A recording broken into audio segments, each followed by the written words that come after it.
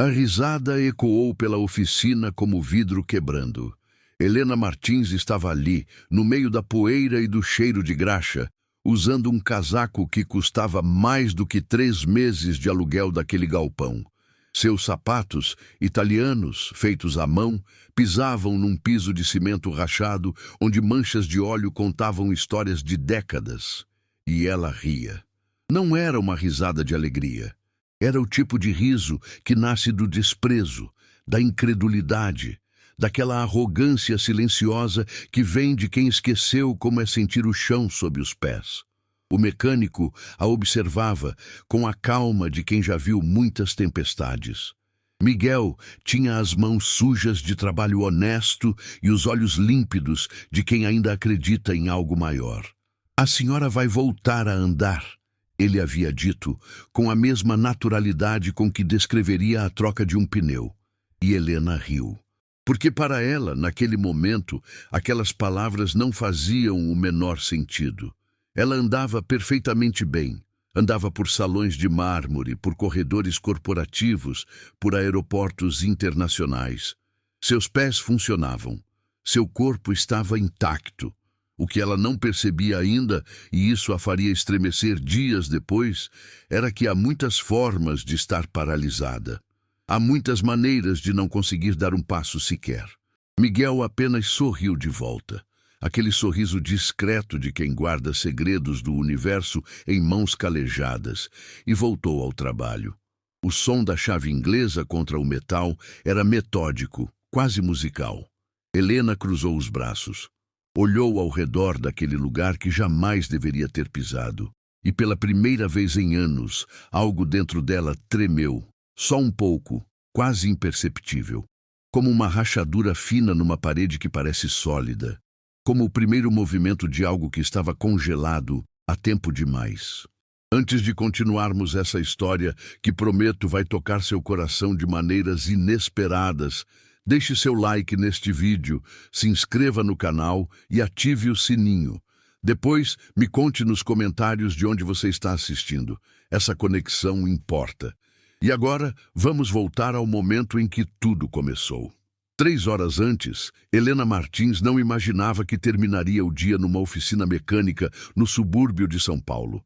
Ela estava voltando de mais uma reunião. Mais um encontro onde números dançavam em planilhas e pessoas falavam sem dizer nada. Seu motorista habitual havia faltado. Algo sobre um filho doente, ela mal ouviu a explicação. E ela mesma assumiu o volante do sedã importado. Dirigir. Algo que não fazia há anos. A sensação era estranha. As mãos no volante, a estrada se desdobrando à frente, a ilusão de controle. Helena tinha 47 anos e comandava um império de tecnologia avaliado em bilhões. Mas ali, sozinha naquele carro, sentiu-se estranhamente pequena. O motor começou a fazer um barulho estranho na altura de um bairro que ela não reconhecia. Primeiro foi um tinido leve. Depois, um tranco. Uma fumaça começou a subir do capô. Helena encostou o carro na primeira oficina que viu. Não era o tipo de lugar que ela frequentava. Não era o tipo de lugar que pessoas como ela deveriam conhecer. A oficina Santo Antônio era um galpão de telhas onduladas, paredes de tijolo à vista, pintadas de um azul desbotado pelo tempo, uma corrente de lâmpadas amareladas penduradas no teto. 3 carros em estados variados de desmonte, calendários velhos na parede, mostrando paisagens de lugares que ninguém ali jamais visitaria. Cheirava a óleo queimado, metal quente e café requentado.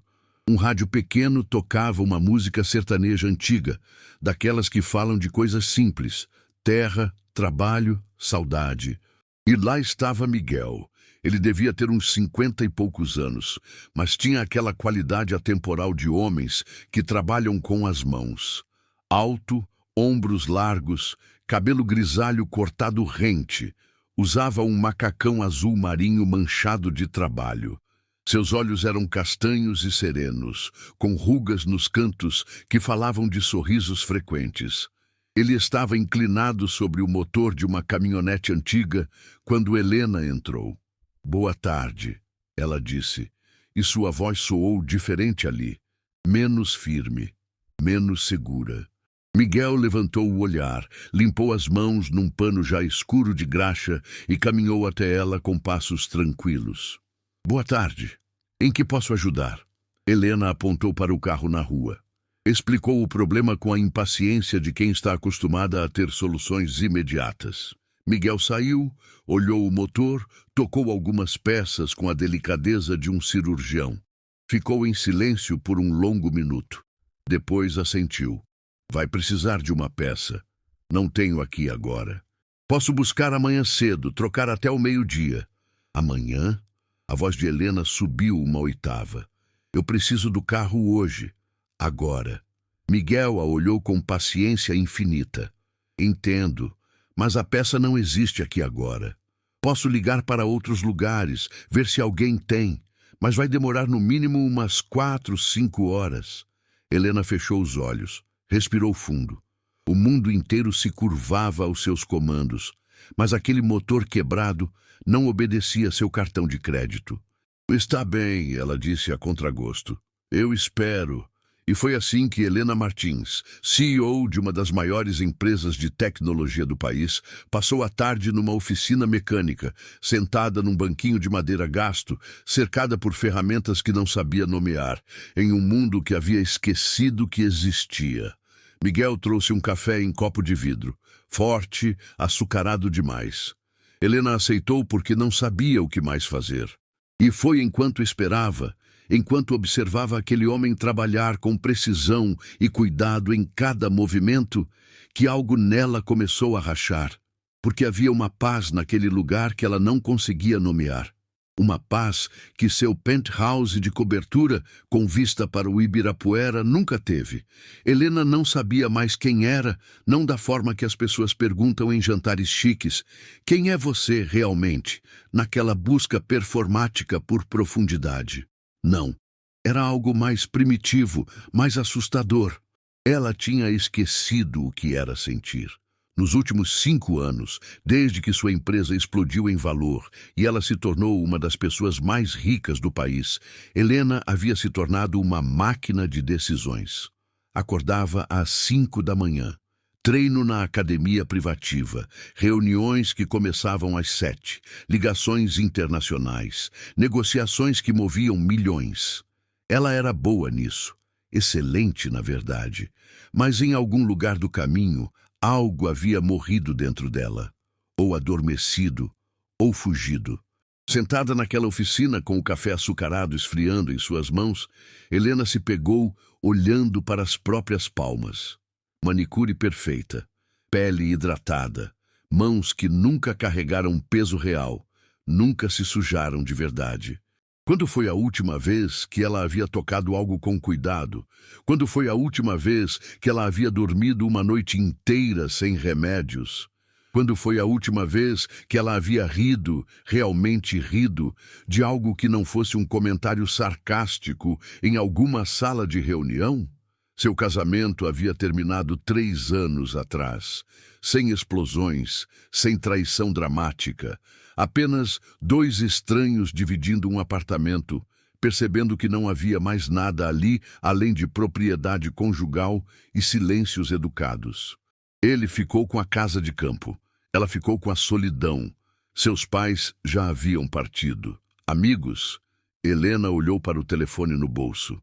A lista de contatos era imensa, mas quantas daquelas pessoas ela realmente conhecia? Quantas a conheciam? Sucesso havia se tornado seu único vocabulário. Crescimento, lucro, expansão. Palavras que preenchiam o espaço onde antes existiam coisas como alegria, descanso, conexão. E o pior, o absolutamente pior, era que ela nem sabia mais se importar. Era como estar presa numa sala de vidro, vendo o mundo acontecer do lado de fora, mas incapaz de atravessar, incapaz de tocar, incapaz de sentir a temperatura do ar ou o cheiro da chuva. Paralisada. Não nos membros, não no corpo. Paralisada na parte que mais importa, na parte que faz alguém estar realmente vivo. Foi um gesto pequeno, quase nada. Miguel estava terminando de ajustar algo no motor da caminhonete quando o dono chegou para buscar. Era um homem mais velho, curvado pelo tempo, com mãos trêmulas e olhos cansados. "Quanto fico te devendo, Miguel?" O mecânico limpou as mãos, pegou uma caderneta velha e anotou algo. 250 pela peça e mão de obra. O homem fez aquela cara. A cara de quem está fazendo contas mentais impossíveis. "Olha, Miguel, eu tenho 150 agora. O resto eu te pago na semana que vem, pode ser? É que o neto ficou doente e... Pode deixar 150 mesmo." Miguel cortou gentil. "A gente acerta depois sem pressa." "Mas, sem pressa," Miguel repetiu, e havia algo final na voz dele. Algo que não deixava espaço para vergonha. O homem saiu com os olhos marejados, levando a caminhonete, que provavelmente era seu ganha-pão. Helena havia observado a cena toda. Miguel voltou ao trabalho no carro dela, como se nada tivesse acontecido. "Você faz isso sempre?" ela perguntou, e a própria voz soou estranha aos seus ouvidos, mais suave, curiosa. "Fazer o quê?" "Deixar as pessoas te pagarem menos." Miguel deu de ombros, não tirou os olhos do motor. "Aquele homem precisa da caminhonete para trabalhar.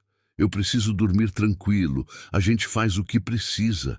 Era simples assim para ele. Não havia cálculo. Não havia investimento em goodwill ou estratégia de branding. Era apenas bondade. Bondade porque sim. Helena sentiu algo apertar em seu peito. No mundo dela, tudo tinha preço. Tudo era negociável. Tudo era uma transação onde alguém ganhava e alguém perdia.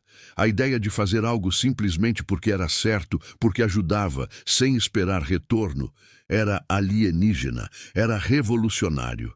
Era algo que ela havia esquecido que existia. "Você não tem medo de não receber?" ela perguntou. Miguel finalmente olhou para ela. Seus olhos castanhos tinham aquela clareza irritante de pessoas que dormiram bem a noite inteira.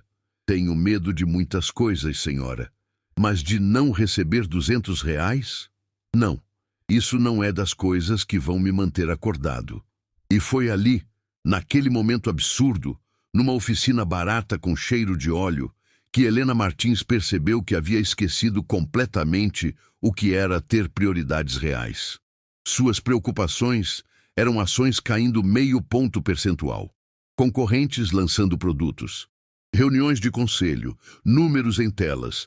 Nada daquilo a mantinha acordada, porque nada daquilo importava de verdade. E esse homem, com suas mãos sujas e seu macacão manchado, tinha algo que todos os seus bilhões não conseguiam comprar: paz interior.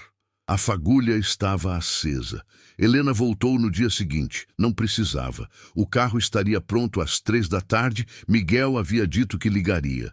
Mas ela chegou ao meio-dia, com uma desculpa vaga sobre verificar o andamento. Ele estava almoçando. Marmita simples. Arroz, feijão, um pedaço de carne, salada, sentado naquele mesmo banquinho onde ela havia esperado ontem. "Quer um pouco?" Miguel ofereceu naturalmente. "Não, eu..." Helena ia recusar automaticamente, como sempre fazia. Mas parou. Quando foi a última vez que alguém havia oferecido comida para ela sem segundo interesse? "Na verdade, sim. Obrigada." Ele dividiu o prato. Ela comeu em pé, encostada na bancada de trabalho, e a comida estava morna e simples, e era a refeição mais honesta que ela tinha tido em meses. "O carro vai ficar pronto logo," Miguel disse entre garfadas. A peça chegou bem cedo. Helena assentiu. Deveria estar feliz, poderia voltar para seu mundo, mas algo nela não queria partir ainda. "Você trabalha sozinho aqui?" "A maior parte do tempo. Às vezes vem um ajudante, mas é raro. Prefiro assim, mais calmo." "Não fica solitário?" Miguel pensou por um momento, mastigando devagar. Tem solidão e tem estar sozinho. São coisas diferentes. Eu gosto do silêncio. Dá para pensar. Dá para ouvir. Ouvir o quê? As coisas que a gente esquece quando tem muito barulho ao redor. Helena não soube o que responder. Seu mundo era só barulho. reuniões, telefones, notificações, e-mails, um ruído constante que nunca parava. Ela observou Miguel voltar ao trabalho. Cada movimento era econômico, preciso. Não havia pressa, não havia desperdício. Ele trabalhava como quem dança uma coreografia conhecida há décadas. Posso perguntar uma coisa? Helena se ouviu dizendo. Claro. Você sempre foi mecânico? A pergunta pairou no ar por um segundo. Miguel pausou, uma chave inglesa na mão, e algo cruzou seu rosto. Uma sombra leve, uma memória. Não, nem sempre. Ele não elaborou, e Helena, surpreendentemente, não pressionou. Estava aprendendo que algumas histórias precisam de tempo para serem contadas. Nos dias seguintes, Helena voltou. Não havia mais desculpa do carro, mas havia um vazamento de óleo suspeito, depois um barulho estranho nos freios, depois uma revisão que ela inventou precisar. Miguel sabia, claro que sabia, mas não disse nada, apenas recebia Helena com aquele sorriso discreto e trabalhava enquanto ela ficava por ali, fingindo ler e-mails no celular, mas na verdade apenas estando presente. Foi numa dessas tardes que Miguel começou a contar. Eu era professor. Ele disse de repente, sem preâmbulo, enquanto trocava óleo. Engenharia mecânica, Universidade Federal. Helena olhou para cima, surpresa. Professor? Por 15 anos. Gostava. Gostava muito, na verdade. O que aconteceu? Miguel limpou as mãos, olhou para o teto como se as palavras estivessem escritas nas telhas velhas. A vida aconteceu. Minha esposa ficou doente. Câncer. O tratamento era caro, o plano não cobria tudo. Eu precisava de mais dinheiro. Comecei a dar aulas particulares, fazer consultorias, pegar todo o trabalho extra que aparecia. Mas não foi suficiente. Ele fez uma pausa. Helena nem respirava. Ela faleceu. 6 anos atrás. E eu percebi que tinha passado os últimos anos da vida dela correndo atrás de dinheiro para salvar a vida dela, mas esqueci de viver com ela. Esqueci de estar presente. Estava sempre trabalhando, sempre ausente. A dor na voz dele era antiga, mas ainda viva, como uma cicatriz que não dói mais, mas que você ainda sente quando toca. Então larguei tudo, abri essa oficina, trabalho o suficiente para viver, nada mais. Nada menos. Helena sentiu lágrimas queimando. Não chorava há anos. E ali estava, com os olhos ardendo, ouvindo a história de um homem que havia perdido tudo e escolhido a simplicidade. Você não se arrepende de ter largado a carreira? Miguel sorriu. Foi o sorriso mais triste e mais bonito que Helena já viu. Me arrependo de não ter largado antes. De não ter entendido antes o que realmente importava. E Helena, pela primeira vez em muito tempo, viu seu próprio reflexo em outra pessoa. A vice-presidente da empresa de Helena, Patrícia, ligou numa quinta-feira à tarde. Helena, onde você está? Temos a reunião com os investidores japoneses em 20 minutos. Helena olhou ao redor. Estava na oficina. De novo. Miguel estava ensinando a ela como identificar problemas num motor só pelo som. Ela havia se pegado realmente interessada. Vou atrasar um pouco, Helena disse, e a frase soou estranha. Ela nunca atrasava. Jamais. Atrasar? Helena, isso é com os principais investidores do projeto Tóquio. São milhões em jogo. Eu sei. Eu estarei aí logo. Desligou antes que Patrícia pudesse argumentar. Mas o momento estava quebrado. A realidade voltando. Invasiva. Insistente. Miguel percebeu a mudança no rosto dela. Problemas no trabalho? Sempre. Helena suspirou. Mas dessa vez eu sinto que sou eu o problema. Ela foi para a reunião. Chegou atrasada. Estava usando uma blusa amarrotada porque havia parado num sinal. Viu a luz do entardecer bater na janela de uma forma bonita e ficou olhando por tempo demais. Seus cabelos estavam meio soltos. Tinha uma mancha pequena, óleo, na manga. A reunião foi um desastre. Não porque ela não soubesse do que estava falando, mas porque pela primeira vez ela percebeu que não se importava. Os números, as projeções, os gráficos coloridos, tudo parecia absurdamente vazio. Os investidores sentiram. Patrícia sentiu. Todo mundo na sala sentiu que algo havia mudado em Helena Martins. Depois, no corredor, Patrícia a segurou pelo braço. O que está acontecendo com você? Nada. Helena, você está diferente. Está distraída, ausente. As pessoas estão notando. Que pessoas?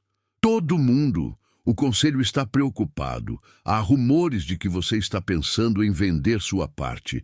Há rumores de que está com problemas pessoais. Eu preciso saber o que está acontecendo. Helena olhou para Patrícia. Eles trabalhavam juntos há 8 anos. Patrícia era competente, ambiciosa, totalmente dedicada à empresa. E naquele momento, Helena percebeu que não a conhecia. Não realmente. Quando foi a última vez que você fez algo só porque te deixou feliz? Helena perguntou. Patrícia piscou, confusa. O quê? Não por dinheiro, não por carreira, só porque te fez sentir viva. Helena, o que isso tem a ver com... Responde. Patrícia abriu a boca. Fechou. Não havia resposta. Pois é, Helena disse suavemente. Eu também não lembrava, mas estou começando a lembrar. Ela foi embora antes que Patrícia pudesse responder. Foi direto para o estacionamento, para seu carro, e dirigiu até a oficina, mesmo sabendo que Miguel já teria fechado. Mas a luz estava acesa. Miguel estava lá, terminando um serviço. Achei que você não viria hoje, ele disse sem julgamento. Eu também, Helena admitiu. Mas eu precisava estar em algum lugar que fizesse sentido. Miguel assentiu como se entendesse perfeitamente. E talvez entendesse. Foi num sábado, 3 semanas depois de conhecer Miguel, que Helena descobriu a verdade. Ela havia chegado à oficina no meio da manhã com 2 cafés. Havia aprendido que Miguel gostava sem açúcar, diferente do que ele servia para clientes. Era um gesto pequeno, mas que a fazia sentir estranhamente útil. Mas a oficina estava fechada. Um bilhete na porta, escrito com a letra firme de Miguel. Volto segunda. Urgência. Helena ficou ali parada, café esfriando nas mãos, sentindo-se absurdamente perdida. Tinha planos para o fim de semana? Não. Reuniões? Não. Compromissos? Nenhum que importasse. Quando tinha sido a última vez que seu fim de semana havia dependido de outra pessoa estar presente? Ela voltou para o carro, mas algo a incomodava. Urgência. Miguel não era homem de emergências falsas. Algo estava errado. Levou 2 dias até Helena ceder e pegar o telefone dele. Ele havia dado o número numa vez, caso ela precisasse remarcar um serviço. Ligou. Caixa postal. Ligou de novo. Nada. Na segunda-feira, estava na porta da oficina antes de Miguel chegar. Ele apareceu às 7h30, parecendo mais cansado do que ela já tinha visto. Tinha olheiras fundas. O macacão estava amassado, como se tivesse dormido de roupa. Miguel, onde você estava? Ele olhou para ela e havia algo novo naqueles olhos. Uma exaustão que ia além do corpo. Desculpe, teve uma situação. Que situação? Você está bem? Miguel hesitou. Depois gesticulou para que ela entrasse. Dentro da oficina, ele preparou café.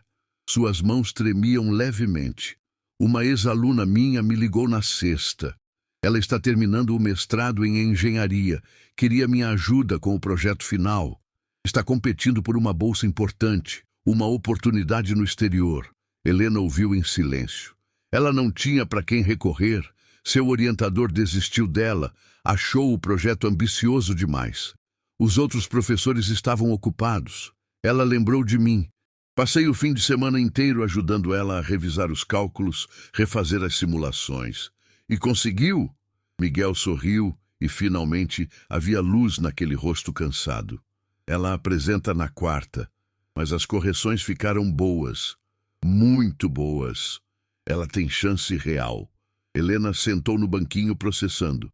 Por que você não voltou para a universidade? É óbvio que você ama ensinar. Não, eu amava ensinar. Agora eu amo ter paz. São coisas diferentes. Miguel, olha, Helena. Ele interrompeu, e era a primeira vez que usava o nome dela. Eu aprendi da pior forma possível, que não dá para voltar atrás. Eu tive 15 anos com minha esposa e desperdicei os últimos 5 correndo atrás de prestígio, de status, de coisas que não salvaram ela e não salvaram a mim. Agora eu escolho viver pequeno, viver devagar e ajudar quando posso, do jeito que posso, sem me perder no processo. Helena sentiu o coração apertar. Mas você tem tanto a oferecer, tanto conhecimento, e ofereço. Quando me procuram, eu ajudo, como ajudei essa menina, mas não ao custo da minha paz. Nunca mais. Ele pegou uma ferramenta e voltou ao trabalho, como se a conversa tivesse terminado. Mas havia algo não dito pairando no ar. Helena ficou mais alguns minutos e depois foi embora, mas não conseguiu parar de pensar. Aquele homem havia desistido de uma carreira brilhante. Tinha conhecimento que poderia estar moldando gerações de engenheiros. E escolheu uma oficina humilde, porque ali ele podia respirar. Porque ali ele não estava morrendo por dentro. E Helena, com todos os seus bilhões, com todo o seu poder e influência, estava fazendo exatamente o que Miguel havia feito antes. Estava correndo, sempre correndo, em busca de coisas que não a salvariam. Estava se perdendo no processo. Naquela noite, sozinha no seu apartamento enorme com vista para luzes que nunca dormiam, Helena chorou. Chorou pela vida que Miguel havia perdido. Chorou pela vida que ela mesma estava desperdiçando. E chorou porque, pela primeira vez em anos, sentiu algo além de vazio. Sentiu desejo de mudança, e desejo ela havia esquecido. Era a primeira forma de movimento. O convite chegou uma semana depois. Amanda Ferreira, a ex-aluna de Miguel, havia passado na seleção, ganhado a bolsa, e estava fazendo uma apresentação final na universidade, aberta ao público, antes de partir para o exterior. Ela ligou pessoalmente para Miguel. Professor, eu não teria conseguido sem o senhor. Por favor, venha.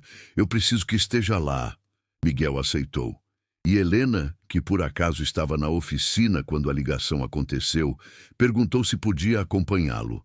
Miguel a olhou surpreso. Vai ser numa universidade pública. Auditório simples, nada sofisticado. Eu sei, Helena disse. Por isso quero ir. Era uma quarta à noite. O auditório estava meio cheio. Estudantes, alguns professores, familiares de Amanda. Gente simples, vestida simples, com brilho nos olhos pelo que aquela vitória significava. Helena estava ali, sentada na última fileira, ao lado de Miguel. Ela usava jeans e uma blusa casual. O cabelo estava solto, sem joias, sem máscaras. Amanda subiu ao palco. Era uma moça jovem, talvez 20 e poucos anos, com olhos inteligentes e mãos que tremiam levemente, segurando o controle dos slides. O projeto dela era sobre sistemas sustentáveis de captação de água em áreas rurais. Engenharia sofisticada aplicada a problemas reais de gente real. Ela apresentou com paixão, com clareza, com a certeza de quem sabe que aquele trabalho pode mudar vidas. No final, aplausos, perguntas. E então, Amanda fez algo não programado. Antes de terminar, ela disse ao microfone, voz embargada: eu preciso agradecer a uma pessoa. Meu orientador desistiu de mim. Achou que eu estava tentando coisas grandes demais. Mas houve um professor que não desistiu, que passou um fim de semana inteiro me ajudando a transformar este projeto no que é hoje. Professor Miguel, o senhor está aqui? Miguel ficou vermelho. Não gostava de atenção. Mas as pessoas se viraram procurando. Alguém apontou para ele. Professor, por favor, fique de pé. Relutante, Miguel se levantou. E o auditório explodiu em aplausos. Não eram aplausos educados. Eram aplausos de reconhecimento, de gratidão, de pessoas que entendiam o que significava um professor que se importa de verdade. Helena viu o rosto de Miguel, viu a emoção que ele tentava esconder, viu as lágrimas que ele não deixava cair e viu mais. Viu um homem que havia escolhido abrir mão de reconhecimento público, mas que, naquele momento, recebia algo mais precioso: o reconhecimento genuíno de alguém cuja vida ele havia tocado. Quando Miguel sentou, ele estava tremendo. Helena pegou a mão dele, sem pensar, sem pedir permissão. Apenas segurou. "Você está tremendo", ela sussurrou. "É muita emoção", Miguel admitiu. "Esqueci como é saber que algo que você fez importou. E foi ali, naquele auditório simples, naquela noite quarta-feira comum, que Helena Martins estremeceu. Porque ela percebeu de verdade. Ela tinha dinheiro, poder, influência, recursos para mover montanhas. E o que ela estava fazendo com isso? Construindo um império que ninguém ia lembrar, acumulando riqueza que não salvaria ninguém, correndo atrás de crescimentos que não traziam crescimento nenhum. Ela estava paralisada, não nos pés, mas na capacidade de fazer algo que importasse. E Miguel, que desistiu de tudo, estava mais vivo do que ela jamais esteve. Depois da apresentação, no estacionamento da universidade, Helena finalmente parou de andar. "Miguel", ela disse, e a voz saiu rachada.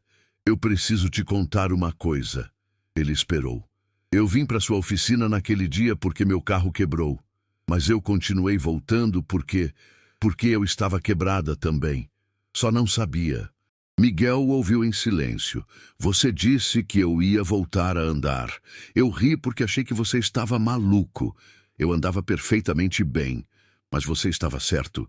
Eu estava parada, paralisada, há anos, só me movendo em círculos, correndo sem sair do lugar. As palavras saíam em cascata agora. Eu construí uma vida inteira que não significa nada. Eu tenho tudo e não tenho nada.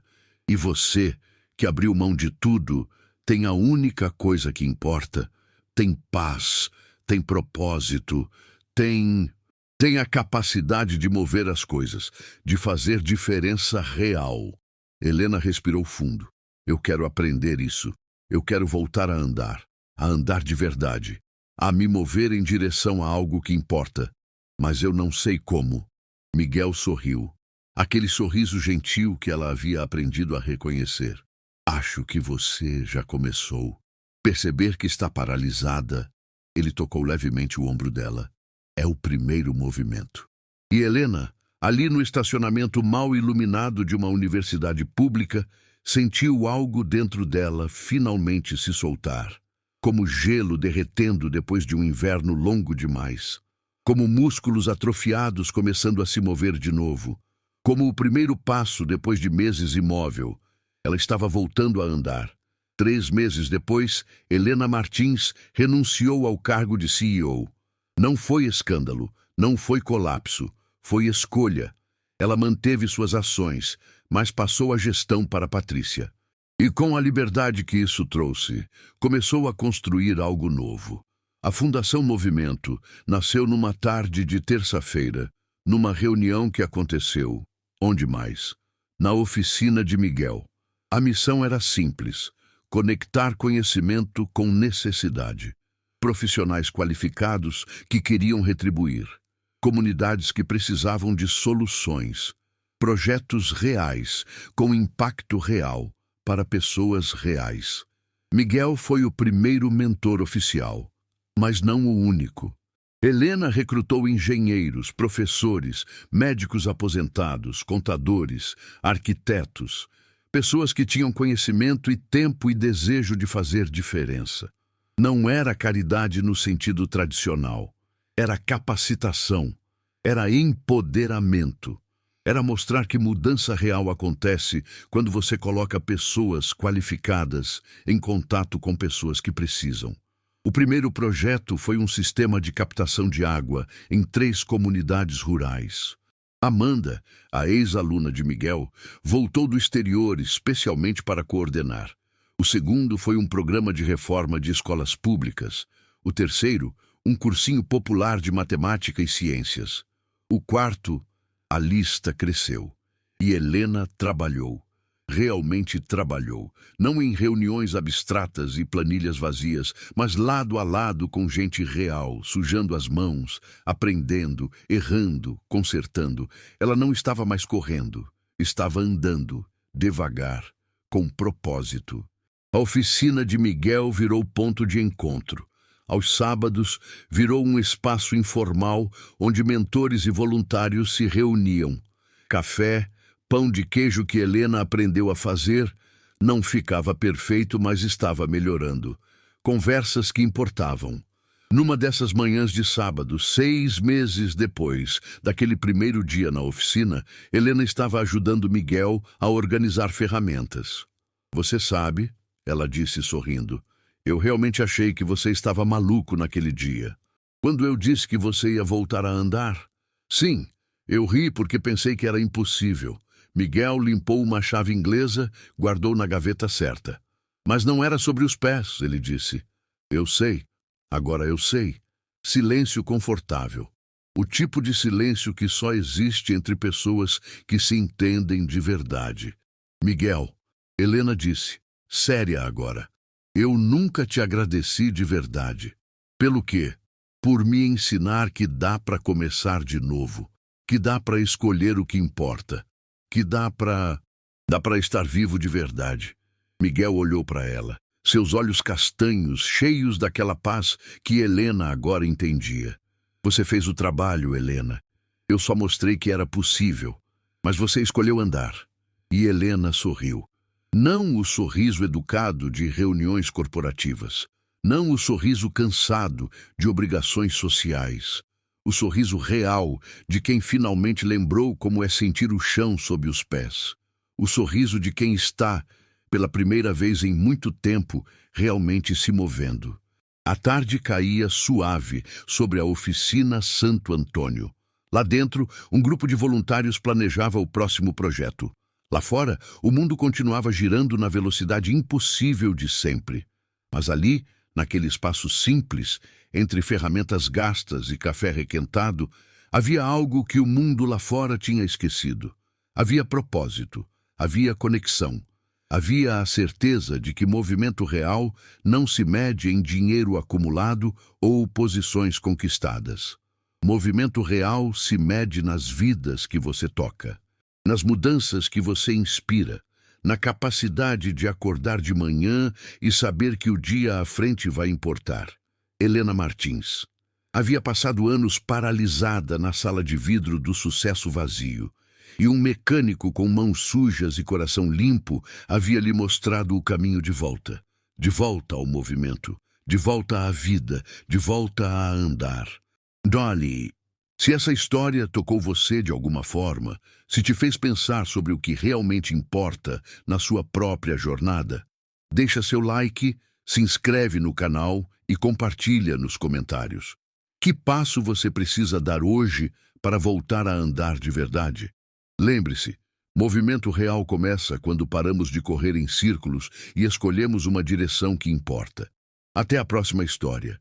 E não esqueça, você também pode começar de novo.